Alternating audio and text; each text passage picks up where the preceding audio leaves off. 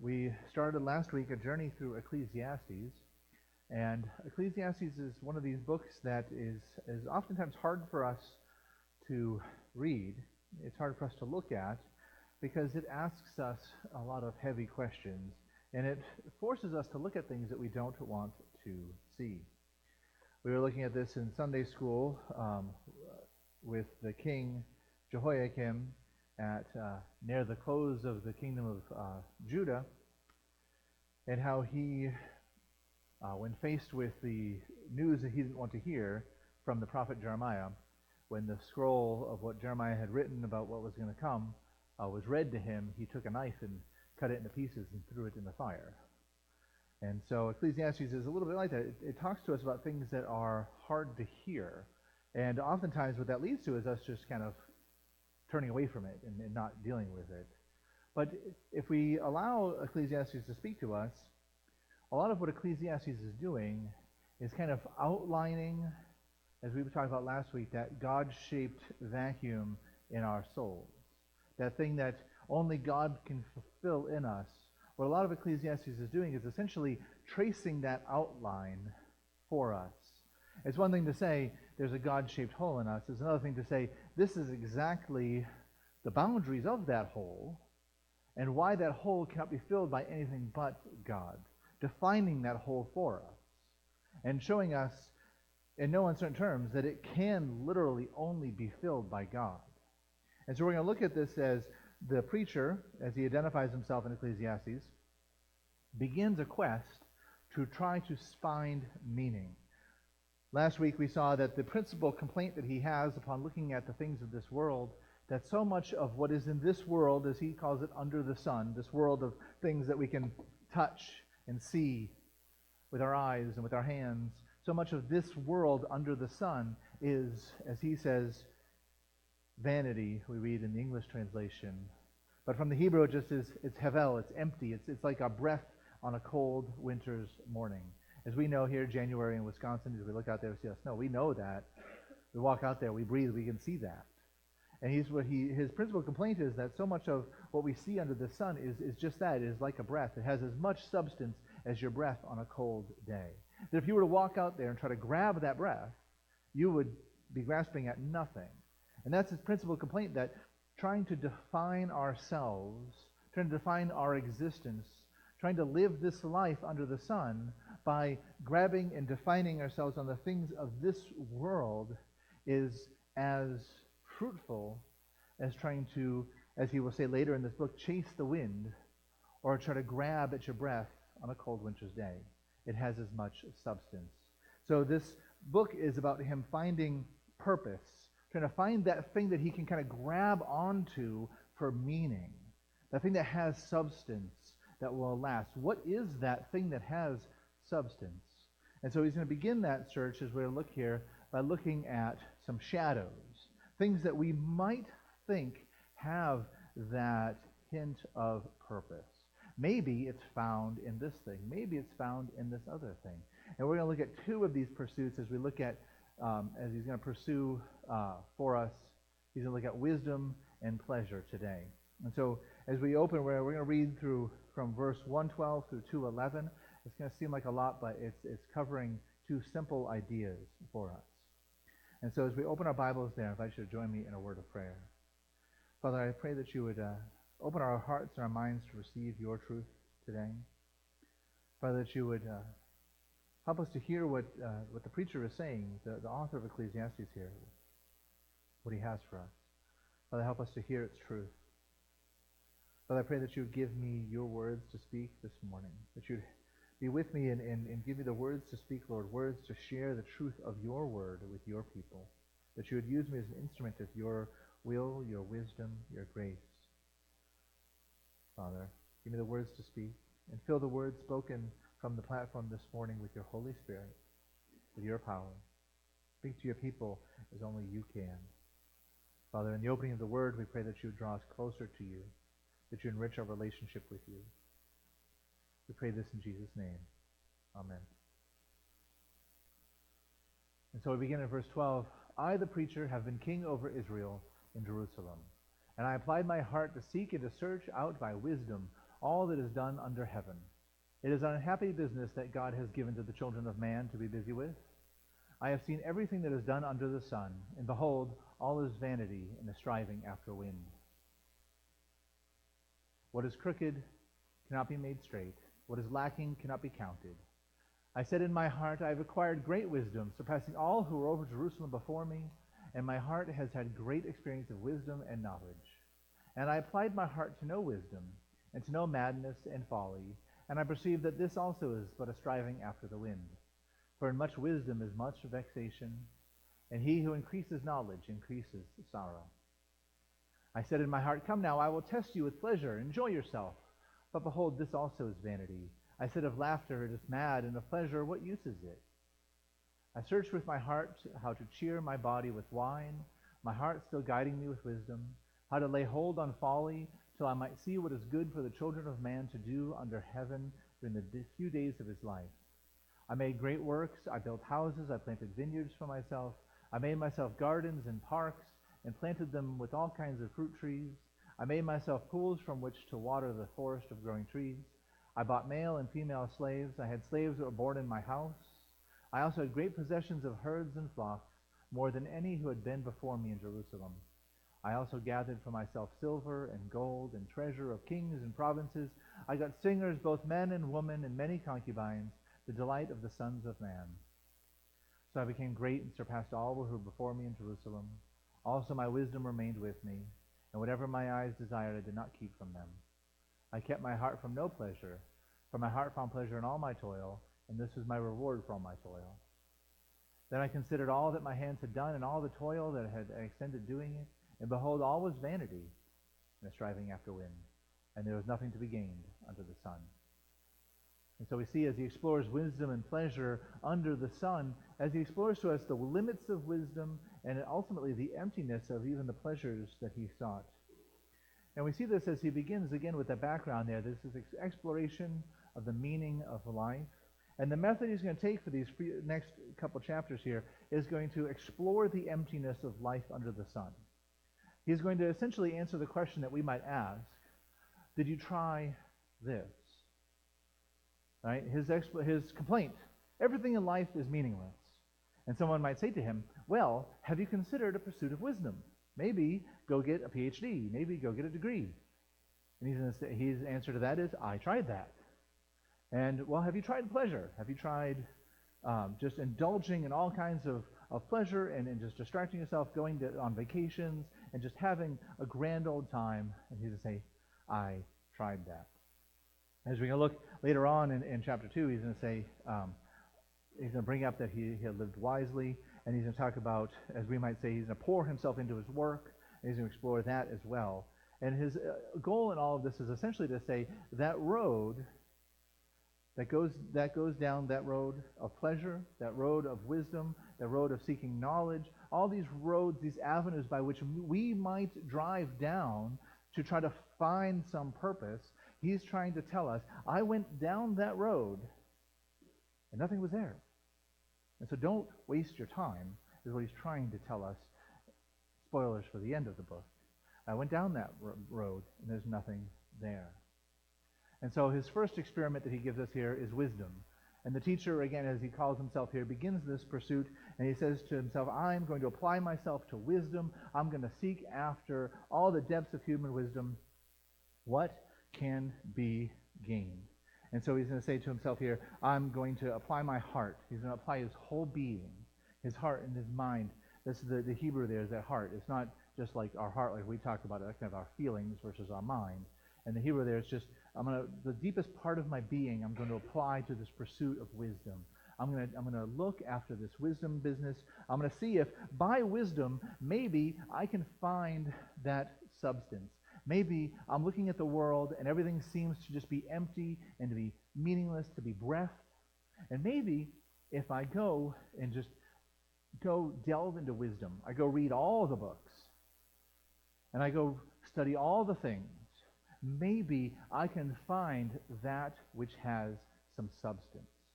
Maybe that will be the answer. And so he plumbs the depths of human wisdom. He tells us that he's as wise as could be. He tells us, I'm going to go down this wisdom road. I'm going to do this. And he tells us some stuff about this journey of wisdom in Proverbs. The idea of wisdom and folly that he's going to say he's going to explore here is essentially the idea of wisdom being that which is from God and folly being that which is not from God. We see this in Proverbs written by Solomon as well, that the fear of the Lord is the beginning of knowledge. He says, fools despise wisdom and instruction. Going on in verse 29 to say, because they hated knowledge and didn't choose the fear of the Lord. And so he's going to kind of say here, by saying, I'm going to explore wisdom and folly, all this human understanding, essentially saying, I'm going to plumb not just the depths of maybe what we might consider like sanctified wisdom. I'm going to go after worldly wisdom. I'm going to go after sanctified wisdom, the wisdom and the folly, everything that is called human understanding, I'm going to explore it all. And so that's what he's going to do here. And he's the perfect undertaking of this responsibility. We talked about this last week, that he was given divine wisdom and understanding by the Lord when he dedicated his reign, and he dedicated the temple, and he said to the Lord, he came before the Lord with tons of sacrifices and said, Lord, I don't know how to rule these people. Can you help me?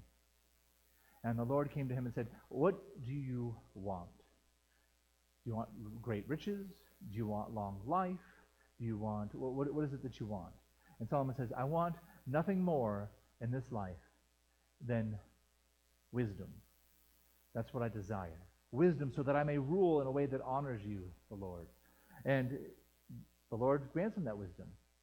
And he gives him great wisdom beyond anybody who had ever lived on earth before or since. So much so that it became famous. In 2 Chronicles 9, we hear of someone even called the Queen of Sheba. Sheba, this land that's so far away, at the other side of the earth from where Israel is, came because the report of his wisdom had gone out. And verses 5 through 6 of 2 Chronicles 9, she says, the report was true that I heard in my own land of your words and of your wisdom. But I didn't believe the reports until I came with my own eyes and see it. And behold, half the greatness of your wisdom was not told to me. You surpassed the report that I had heard. Even this person who came from far, far away comes and says, your wisdom, the rumors of your wisdom that go out, they don't even begin to touch the surface of how truly wise you are. I had to see it with my own eyes. Even the Quran grants that Solomon was the wisest man who ever lived on earth. And so it is that we have this great man who is wise beyond measure. And because he's the one here, he's able to plumb these depths. And so what do we get for his findings? Well, essentially what he says here is that life is hard. Oh, thank you, Solomon, for your great wisdom. Life is hard. He says the toil of humanity is hard work here. He says it's hard. He says what is crooked cannot be made straight. What is lacking cannot be counted. That all this, this business that he says that has been given to the sons of man, and the Hebrew here, it's not the sons of man, he's literally the sons of Adam. What has been given to the children of Adam, and this harkens back to the garden, right? What's been given to the sons of Adam is to toil with toil, to work with hard work. And we know this from the curse in Genesis 3, that we're at the fall. Because you've eaten the fruit, and which I command you, you shall not eat it.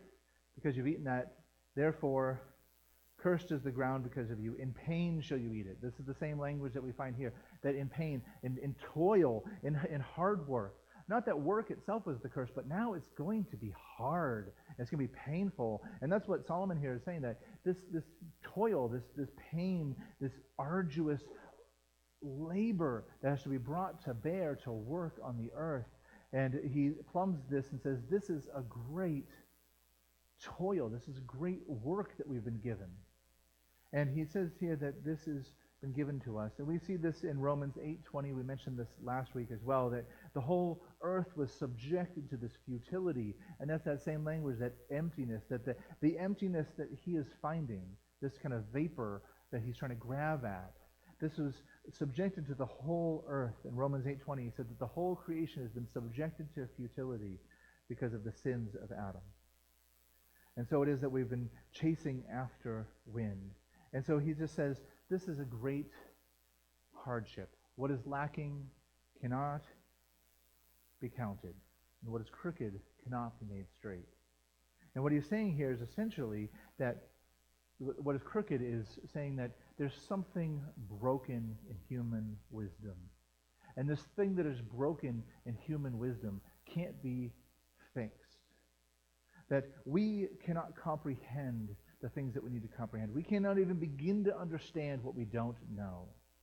Because there's different kinds of ignorance. There's knowing what you know, and then there's knowing what you don't know, and then there's not knowing the things that you don't know. And that's the dangerous place, to be in a place where you don't even know the things you don't know. And he's saying here there's a thing that's broken within human understanding that brings us to a place when we're thinking about the things that matter in the universe, those things that actually have substance, that we find ourselves coming to a place regarding human understanding, that we find ourselves in a place where we don't even begin to know the things that we don't know without God intervening. That we become like people striving after wind, chasing after wind.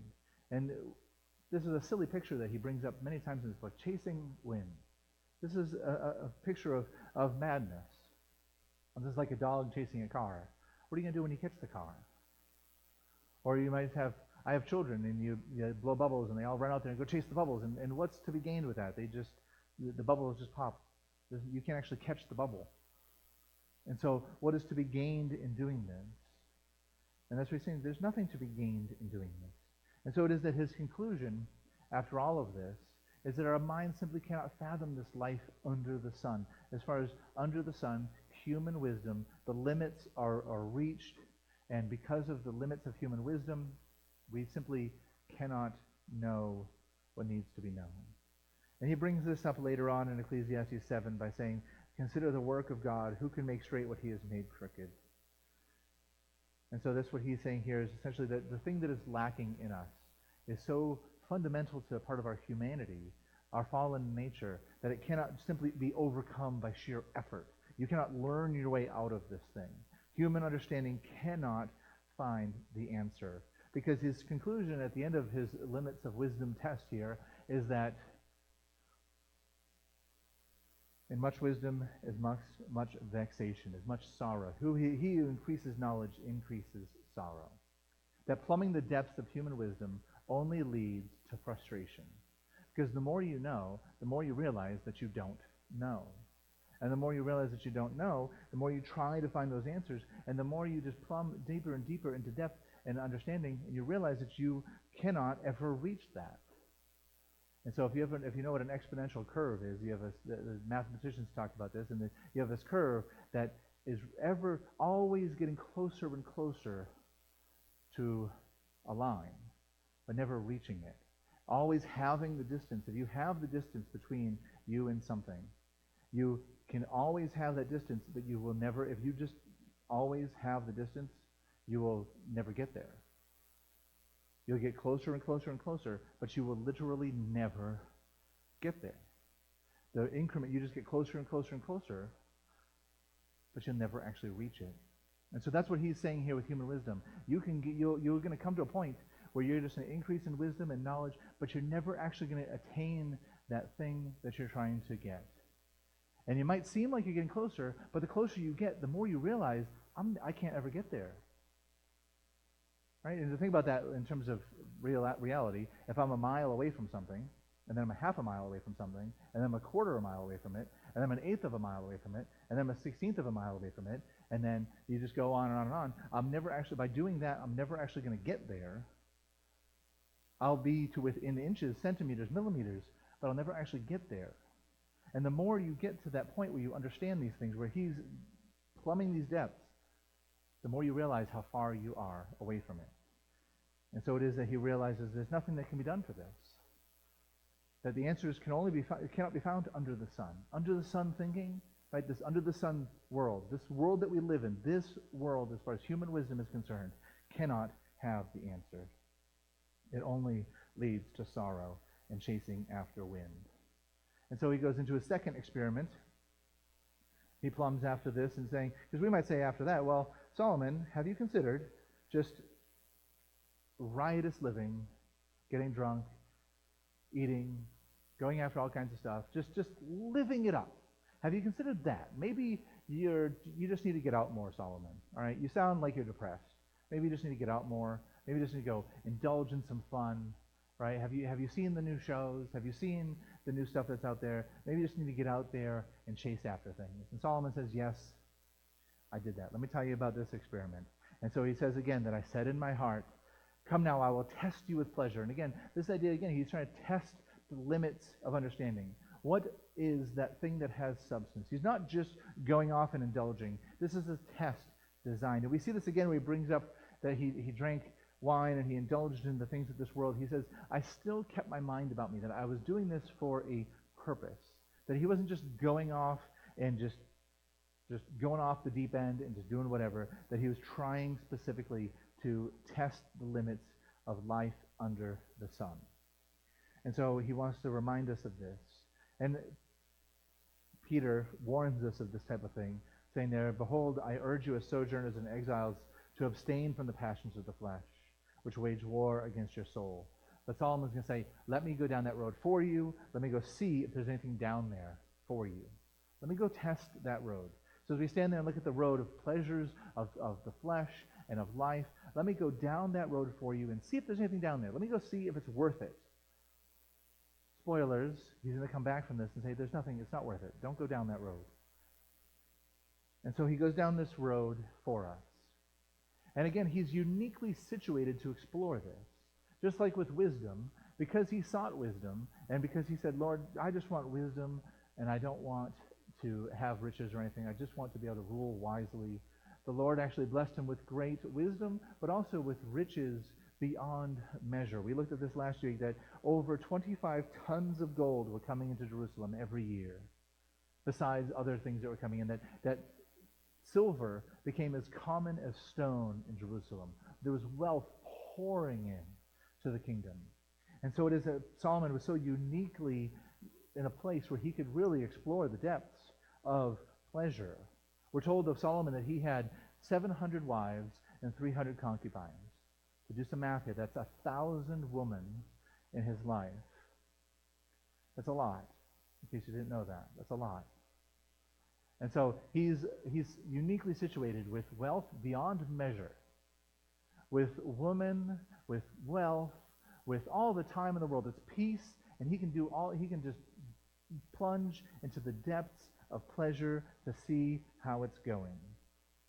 And this is a journey that is so, again, this is where Ecclesiastes rubs right into our current timeline, because we live in a world that is obsessed with pleasure and indulgence. We live in a world that is obsessed with chemical joy, right? Drugs, alcohol, prescription, and otherwise, where people want to feel happy, and not understanding how to actually be happy, we want to try to artificially manufacture happiness. And so we so drive after that. We want to feel something. We want to feel good, and so we can't feel good after chasing after the things of this world, so we're going to try to artificially trick our minds and our brains and our body chemistry into feeling good. And so Solomon's saying, let me tell you about that road. That road that goes down there is fleeting and it's hollow.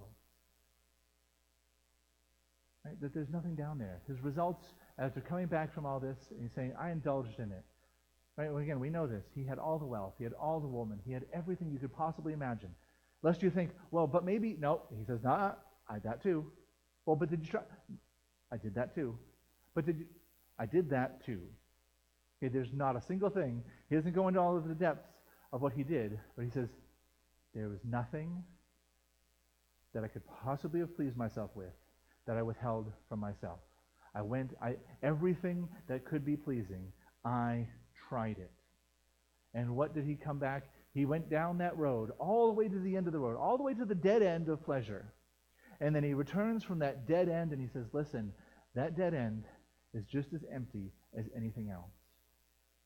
I went down that road, and it leads to nowhere. It leads to nothing. It is all just that hevel. It is all just breath. All these things that seem promising. Pleasures seem nice. There's a reason why temptations are so tempting, is because it is usually things that we like, and it seems good. And so he's saying to us, those things that promise joy, that promise maybe some fulfillment, that promise distraction, that promise happiness, Those things that are from under the sun that promise some level of happiness, that promise some level of fulfillment, that promise maybe even instant gratification, these things are just breath. They are just the same as everything else. They are a breath on a cold winter's day. They do not have the substance that they promise. They promise joy. They don't have it. And so he tells us here that they are hollow and they are empty. And he goes on to tell us even further that lest we think, what about other pleasures? What about beyond just like the physical pleasures of drinking and woman and other fleshly appetites? What about other things? Solomon, did you try maybe becoming an artist? Did you try the DIY scene? It's all over the internet. This whole YouTube channel is dedicated to all kinds of DIY stuff. That looks fun. They get millions of views on YouTube and on TikTok. There's people who are literally multimillionaires by just posting DIY videos. Did you try that, Solomon? Maybe that's something that'll please. All the drugs, the alcohol, the woman, all that stuff, that didn't please you. What about art? What about DIY? What about just building stuff? What about making a business? What about just delving into that? And so he fills himself with building and art and constructive, creative enterprise. He tells us here that he built and planted vineyards. He literally recreates the Garden of Eden. Look at the language he uses here. That he made a garden, and in the garden he planted trees. Does this ring a bell from Genesis? That we have the Garden of Eden that has rivers flowing out of it and trees that bear fruit, including that one tree that we're not supposed to touch. And he's saying here, I built a garden, and the garden was well irrigated, that rivers flowed out of this garden, that in that garden I planted trees, those trees bore fruit. I made my own Garden of Eden on earth. And not only that, I had slaves, I had servants, I had everybody who could wait on me hand and foot. I had musicians come in. We know Solomon wrote some of the Psalms. He wrote the Proverbs. He wrote all these things. He indulged in the creative impulses of mankind, and he comes back to us at that and saying, that avenue of pleasure, maybe that more constructive pleasures that we might think of there, arts, crafts, construction, things that are creative. He comes back by that and saying, that is all still empty. That doesn't have anything either. You or I probably can't recreate the Garden of Eden in our backyard, but he tried, and he did. He succeeded as much as anybody else could, and he says, that doesn't do it either. I had all the things, slaves, possessions, gold, treasure, all of these things. And what of these good things under the sun? He says in the end that they were all hollow. And he says, I was the greatest that ever was. I was the best. I had it all. And all of this thing was hollow. He says at the end of this passage that we're looking at today, I considered all that my hands had done. All that my hands had done. The pleasures, the works, all these things that I had done. Pursuing wisdom, pursuing pleasure. All of this I pursued. And it was all vanity and a chasing after the wind. There was nothing to be found in all of it. The material wealth, worldly wisdom, fleshly pleasures, all of these things were just that. They were like trying to chase wind. They were trying to grasp at our breath on a winter day. They were all that judgment, that hevelim, vanity of vanities. It was all empty. That the substances that he sought in this world could not be found in those things. And so this is him bringing to us, again, outlining that hole in our lives. Because so much we want to define ourselves by these things. We want to fill our lives with these things. And in the end, what he's going to say is that it is good to enjoy the things of this life. Again, spoilers for chapter 5 where he comes to the final conclusion here. He's going to say in chapter 5, verse 18, that it is good to enjoy the things of this life, but we have to enjoy the things of this life as they have been given to us. We cannot define ourselves. We cannot find meaning in these things under the sun. We have to enjoy them as they have been given to us. We want to enjoy wisdom. It's good to be wise. As someone once said, and I can't remember the quote, maybe someone will remember this. I think it was John Wayne, who's usually credited to this, said that life is hard. It's even harder when you're stupid. It's good to be wise. But wisdom, in and of itself, cannot be the thing that gives us meaning, purpose, and substance in our lives. It's good to enjoy things in life, as he's going to tell us. It's good to enjoy things. The things in this life, it's good to have a good, you want to have a good meal around the family. You want to have a good time with your family. I love going on vacation. I love going fishing. I love doing all these things. These things are fun and they're enjoyable. But they cannot be the thing that defines my life. They cannot be the purpose for which I live. And if I try to assign more purpose and more meaning into these things that were never designed to hold that purpose and meaning, everything will collapse. It'd be like trying to build on nothing because there's no substance there. But so often in our lives, we find ourselves doing just that. We define ourselves by what we do. We're going to see this as he explores work next time. But we define ourselves by what we do. We define ourselves by the things that we enjoy. We define ourselves by these things. They define who we are and what we like. They are our purpose often. That the meaning of life is usually, we try to find it, and we try to define those things by the things that we enjoy in this life, the things that we do. Who are you? Well, maybe you're a PhD. Maybe you're someone who's smart. Maybe you're a teacher. Who are you? Well, I'm a person who likes fishing. I love my sports team. I love this thing. I love that thing. And what he's trying to say here, those cannot be the things that define us. They cannot be that because those things are empty. They are lacking that substance that he is seeking. Because what he's seeking here in all of this is, again, that thing by which I can define myself. What does it mean to be not just me? What does it mean to be you? What does it mean to live? What does it mean to be a human being? Who am I? Who are you? Who are any of us? And why are we here? Remember, that was his question that he asked at the beginning of this, where he says everything was vanity. And he says, what's the point of all of this? What is the point of all of this life under the sun? And his first kind of test here is that the purpose and point of life cannot be found in things of pleasure or wisdom. They cannot be found in plunging these depths. They simply cannot. And again, he wants to make sure in this process of this test that, well, maybe he could have tried harder. He wants to make sure we understand he tried. He plumbed all the way to the end of that road. He got all the degrees. He tested all the pleasures. And what he reports back to us after traveling down those two roads is that it's not there. It ain't it. It's not there. And so don't try. Do not try that life. And so his verdict after all of it is that life under the sun cannot be defined by that. There's an inadequacy to life under the sun. And this God-shaped hole starts to take a shape. What is this God-shaped hole? Where are the limits to this hole? Where's this boundary? Well, it can't be filled with wisdom. It can't be filled with pleasures. It can't be filled with busyness. And so he's trying different keys to try to unlock that, try to fill that hole. What fills this void? And by doing so, he defines that void. We say, okay, well, it's not this and it's not this. So we start to have a better picture of what it might actually look like. And he's calling us here in the midst of all of this. Again, Ecclesiastes is one of these books that we tend to have a hard time with. And part of the reason we have a hard time with it is that we have to understand it doesn't exist in a vacuum.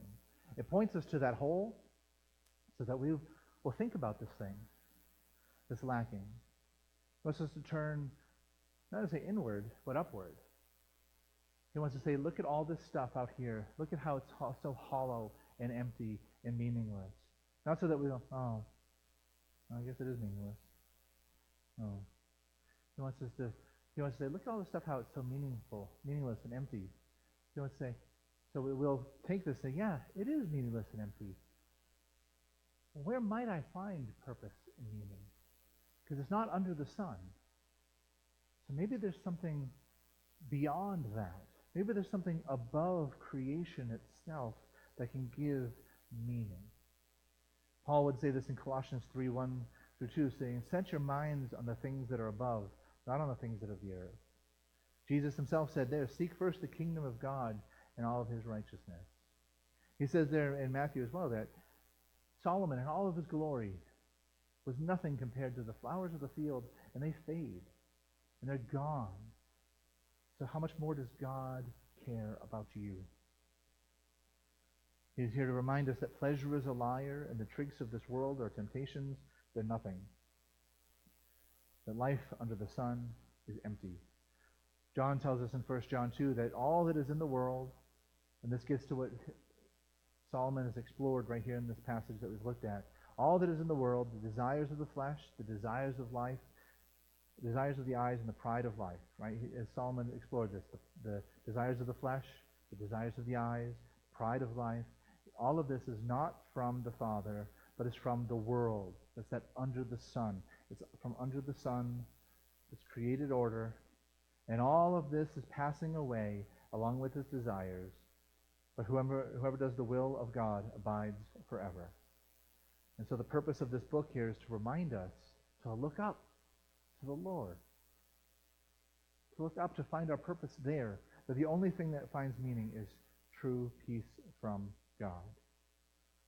As he tells us in John 14, Jesus there says, peace I leave with you. My peace I give to you. Not as the world gives do I give it to you. So therefore let not your hearts be troubled. So as we go out to the world, there's so many things out there that want to trouble our hearts. And Jesus says there in John 14, don't let your hearts be troubled. The thing that I give you, this peace that I bring to you, is not the peace the world brings. And this ties to what Solomon's saying, that the under the sun world cannot give you the thing that is lacking. As he said about wisdom, what is lacking cannot be counted. Under the sun, it can't even be comprehended. Jesus says, I come to bring you that peace. That thing that is lacking, that's what Jesus came to bring us. That peace that passes all understanding. That's why he came here. That's why he entered into the futility of this world, so that we could know that peace. So we could have God, the one who exists above the sun, the one who exists above all the created order, entered into the created order to give us the way, to show us the way. Ecclesiastes doesn't exist in a vacuum. It's part of this never-ending story here that begins at Genesis, ends at Revelation. This whole story, Ecclesiastes, if you look at the Bible, it's right in the middle of it all. And right in the middle of it all, it's saying all these things that are cursed back here, they can't fulfill, but they will at the end. They have their fulfillment in Christ. And looking at this, I found a song. I don't know this artist, but I found the lyrics when I was looking into this. Someone noted this. An artist, a singer by the name of Peggy Lee. Anybody know who that is? You know, my music people up here know, but for sure. Peggy Lee said, is this all there is? Is this all there is? If that's all there is, my friends, then let's keep dancing. Let's break out the booze and have a ball if that's all there is. And that's what Solomon is saying. This is not all there is. He's saying, if this is all, Solomon has said that, if this is all there is, let me explore all this stuff. And he comes back and says, this is not all there is. Because all of this is empty. And the fact that we can look at it and say, this is empty, testifies within us that something out there has that substance. Something out there has meaning. And he's going to get to the end of this book and say, it's God. Spoilers again. It's God. God is the meaning. Jesus is the purpose. So would you join me as we close in a word of prayer?